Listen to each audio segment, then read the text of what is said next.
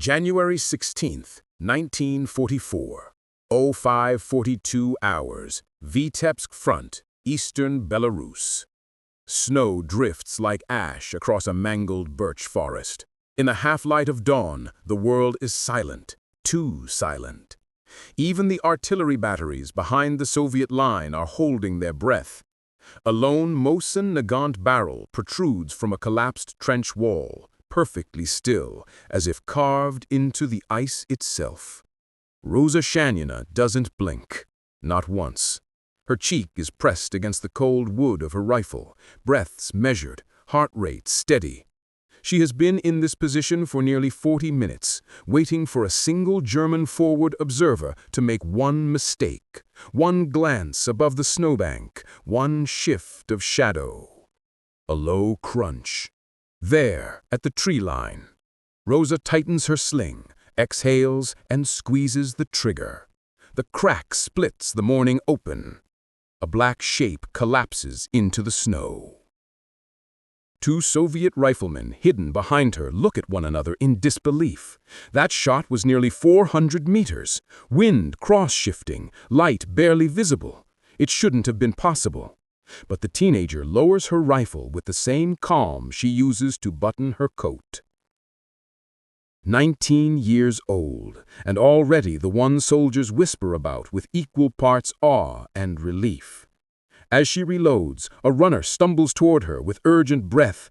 "Comrade Shanyina, command wants you facing west. There's movement in the pines. Something big." Rosa wipes a glove across her scope and stands. Her next shot may determine whether the entire 184th Rifle Regiment makes it to nightfall.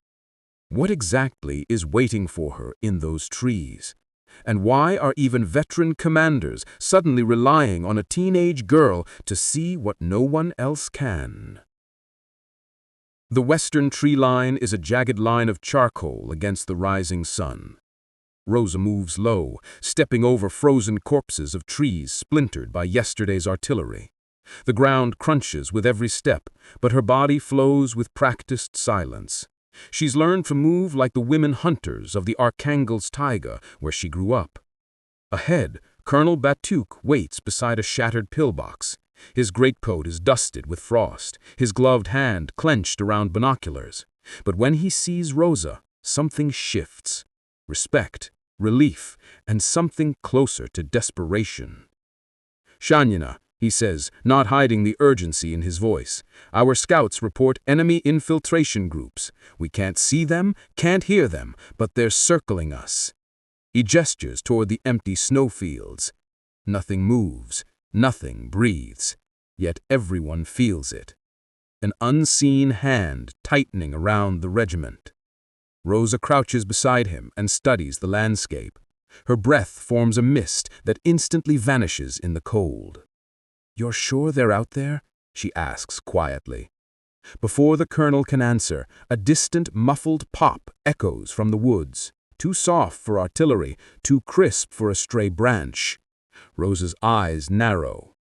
German snipers, at least two, probably more. The colonel curses under his breath. If enemy sharpshooters were setting up this early, it meant one thing: an ambush, a devastating one. Rosa slips prone, presses her cheek into the rifle stock, and begins scanning. To most soldiers, the Vitebsk forest is a chaos of identical trees. To Rosa, every shadow speaks, every branch leans with a story. There, a flicker. Not movement, but the absence of movement. A darker void between two pines. She centers her scope and freezes. A German sniper in white camouflage, barely visible even through glass, watching them, waiting.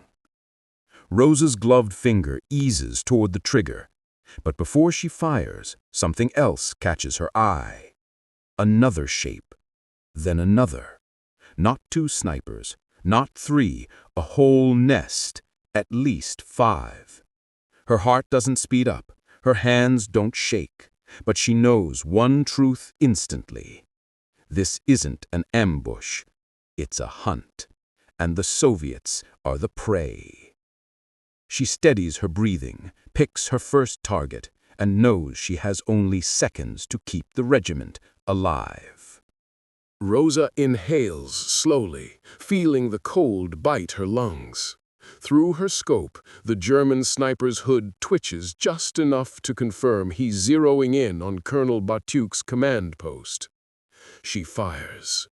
The echo rolls across the forest like a sheet of tearing metal. Before the others can react, she's already shifting her rifle 2 degrees left, finding the next glint of a scope, the next patch of false snow. Second shot, third, fourth. The woods erupt. German sharpshooters scramble for cover, but Rosa tracks each movement with relentless calm. To the Soviet infantry behind her, it looks impossible, each target vanishing behind trees, each opportunity no more than a heartbeat. Yet Rosa doesn't miss. Not today. A rifleman watching behind her mutters, She's not human." Another answers in a hushed tone. The Germans call her the unsichtbare Schrecken, the invisible terror. The nickname had spread before she ever heard it. German patrols whispered about a phantom girl who could hit a man through a slit in his helmet, a ghost in the snow, a shadow in the trees. Rosa fires again, and the last sniper slumps sideways into the drift. Silence returns heavy, unnatural, almost ringing. Colonel Batuk lowers his binoculars, stunned. 5. In less than a minute. Rosa stands, dusts off her coat, and simply replies, "We don't have time to celebrate. If those were the eyes of their unit, more are coming." And as if summoned by her words, the forest beyond the clearing shifts with new movement. Not snipers this time, infantry. Dozens of them, advancing low and fast, counting on the snipers to have cleared their path. The colonel's face drains of color. Our lines won't hold against a push that size, not from that angle. Rosa shoulders her rifle and starts walking toward the tree line. Then we don't let them reach the lines. The colonel stares. "Shanina, that's suicide." She meets his eyes with the quiet certainty of someone who's already chosen her place in the war. Someone has to slow them down. She steps into the trees and disappears into the white, the way a ghost might return home. But deep inside, she knows the truth. She is no ghost. She is a 19-year-old girl holding back an army with nothing but a rifle and a heartbeat that refuses to break. The forest swallows Rosa whole. Within seconds, the regiment behind her can no longer see her shape, only the faint impression of her footsteps trailing into the dense pines. The air inside the woods is different, still, heavy. Every sound travels too far, every silence lasts too long. Rosa drops behind a fallen spruce and listens. The German infantry is close, closer than anyone realized. Their boots crush through snow in staggered waves, commanders whispering clipped orders. She can hear the rattle of ammo belts, the shuffle of grenadiers sliding into position. Her fingers tighten around her rifle. Alone, but not afraid. She's hunted wolves in worse conditions than this. Men, she has learned, are far more predictable. She lifts her head just enough to see the first squad pushing through the underbrush. 10 soldiers, maybe more behind them, their rifles up, their eyes dead ahead toward the unsuspecting Soviet flank. Rosa steadies her breathing and fires. The lead soldier collapses. The squad freezes. She shifts position instantly, rolling behind a new tree, leaving no muzzle flash or silhouette for them to track. Second shot. A machine gunner drops before he can even lift his MG-42. The Germans shout, scattering behind stumps, but they're shouting into uncertainty. Rosa has already moved again, slipping through the trees like she's part of them. Her heartbeat stays slow, her focus sharpens. She fires again, and again, and again. Every shot echoes as if coming from a different angle. Every bullet forces the enemy to rethink where death is coming from. A German lieutenant screams, "Sniper! Female sniper! Find her, schnell!" But they can't. She's already behind another snowbank, crawling through branches, using shadows as allies. A mortar shell explodes behind her, snow spraying like shrapnel. Rosa flinches, but keeps moving. She knows the pattern. The Germans are trying to box her in, to pin her long enough for a mortar team to land a clean shot. She sprints deeper into the forest, boots punching into the crusted snow, lungs burning from icy air. A single thought pulses through her. If I fall here, the regiment will be blind. She slides into a depression in the ground, just as another shell lands where she'd been seconds earlier. The blast shakes the earth, rattling her bones. But she rises, and with calm precision, she lifts her rifle again. The next German squad is advancing cautiously now, spooked, expecting a ghost. Rosa gives them exactly what they fear. She fires one perfect round through a narrow gap in the branches and hits the squad leader square in the throat. Panic erupts. Chaos spreads. The entire advance stalls. For the first time, Rosa allows herself a thin breath of victory. But the forest suddenly goes quiet in a different way. The kind of quiet that comes before something worse. A faint metallic click echoes behind her. Close, too close. Someone else is hunting the hunter. Rosa doesn't turn her head. She doesn't flinch. She simply closes her eyes for half a second, listening. The faint click comes again. A rifle bolt being eased forward slowly, deliberately. Someone behind her, no more than 15 meters away, trying not to make a sound. A German counter-sniper. They sent one of their best just for her. Snow shifts behind a cluster of spruce branches, a silhouette barely taller than the undergrowth, camouflage perfect, breathing controlled, patient. Rosa sinks lower into the depression, pretending she hasn't noticed.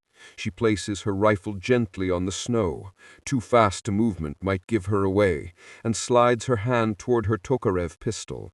The metal burns her fingers with cold. The German inches forward, 10 meters, 8, 6. Rosa's pulse slows to a crawl. She waits until she feels his presence, not just hears it, the subtle pressure on the air, the shift of weight, the tiny crunch of a twig under a careful boot. 3 meters, close enough to strike. Rosa rolls sideways, snow exploding around her, and the German fires wild, missing by inches. She draws her Tokarev and shoots twice. The counter-sniper stumbles back, collapsing into the powdery snow, rifle dropping from his hands. His white hood falls away, revealing a young face, no older than hers. For a moment, the forest goes still. 2 teenagers in a war neither asked for. Only one rising again. Rosa retrieves her Mosin Nagant, breathing hard. She knows she can't stay. More Germans will be on her position any second. She moves deeper into the woods, following instinct more than strategy, until she finds a small ridge overlooking the enemy advance. From here, she sees everything. The stalled infantry, the confusion, the field of bodies she alone created. She raises her rifle and fires methodically, slowing the German push to a crawl, forcing them to take cover, forcing them to rethink the entire attack. Minutes stretch into an hour. Her ammunition runs dangerously low. Her fingers ache. Her muscles tremble from cold and exhaustion. But the German advance never reaches the Soviet flank. Not that day, not with her alive. When Soviet reinforcements finally flood the forest, they find Rosa still on that ridge, coat torn, face pale, rifle barrel steaming in the cold. Colonel Batuk approaches, boots crunching softly. "You held them," he murmurs, unable to hide the wonder in his voice. "One girl held an entire advance." Rosa doesn't look at him. Her eyes remain fixed on the silent woods. "They'll come again," she whispers, "and when they do, I'll be ready." She rises, slings her rifle, and walks back toward the lines, the teenager who had become a legend long before she understood what legends cost. Behind her, soldiers watch in reverent silence. In front of her, a war waits. And somewhere in the cold, whispered in German trenches along the Vitebsk front, the name spreads again. Die unsichtbare Schrecken, the invisible terror. A ghost in the snow, a girl with a rifle, and the deadliest sniper they never saw coming.